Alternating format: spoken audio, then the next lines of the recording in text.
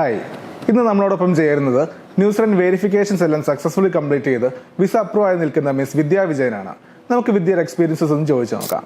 Hi Vidya, first of all congratulations. Process ഒക്കെ complete ചെയ്ത് visa approve ആയിരിക്കുവാണല്ലോ. ഇപ്പോൾ overall happy ആണല്ലോ അല്ലേ? ഫാമിലി മെമ്പേഴ്സിന്റെ സൈഡിൽ റിയാക്ഷൻ ഒക്കെ എങ്ങനെയുണ്ടായിരുന്നു? എല്ലാവരും ഹാപ്പിയാണ്. യെസ്. സോ ഇപ്പോൾ പ്രോസസ് ഒക്കെ അപ്ലൈ ചെയ്യുന്നതിന് മുന്നേ ഇപ്പോൾ പല ഏജൻസിനെ പറ്റിയൊക്കെ സെർച്ച് ചെയ്ത് കാണുമല്ലോ. അപ്പോൾ എങ്ങനെയാണ് ഫൈനലി ഡെറിക് ജോൺസിലോട്ട് എത്തിയത്? ഞാൻ പുറത്തോട്ട് പോകാൻ ആലോചിക്കുമ്പോൾ തന്നെ ഒത്തിരി ഏജൻസീസ് ഞാൻ റെഫർ ചെയ്തിരുന്നു. അപ്പോൾ എൻ്റെ ഫ്രണ്ടാണ് ഡെറിക് ജോൺസിനെ കുറിച്ച് പറഞ്ഞത്.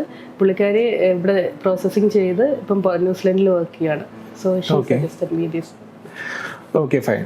ഇപ്പോൾ നമ്മൾ ഡെറിക് ജോൺസിൽ ജോയിൻ ചെയ്ത സമയം മുതൽ ഇപ്പോൾ പല രീതിയിലുള്ള വെരിഫിക്കേഷൻസ് ഒക്കെ ഉണ്ടായിരുന്നു. CGF, NSNC ഒക്കെ പോലെ, പിന്നെ അതുപോലെ പല ഡിപ്പാർട്ട്മെന്റ്സിൽ കൂടെ ആയാലും വിദ്യയുടെ പ്രൊഫൈൽ മൂവ് ചെയ്തിട്ടുണ്ടായിരുന്നു. അപ്പോൾ ഒരു ഓവറോൾ എക്സ്പീരിയൻസ് എങ്ങനെ ഉണ്ടായിരുന്നു? സ്റ്റാഫിൻ്റെ സൈഡിൽ നിന്നാണെങ്കിലും പ്രോസസ്സിൻ്റെ സൈഡിൽ നിന്നാണെങ്കിലും ഒരു ഓവറോൾ എക്സ്പീരിയൻസ് എങ്ങനെ ഉണ്ടായിരുന്നു?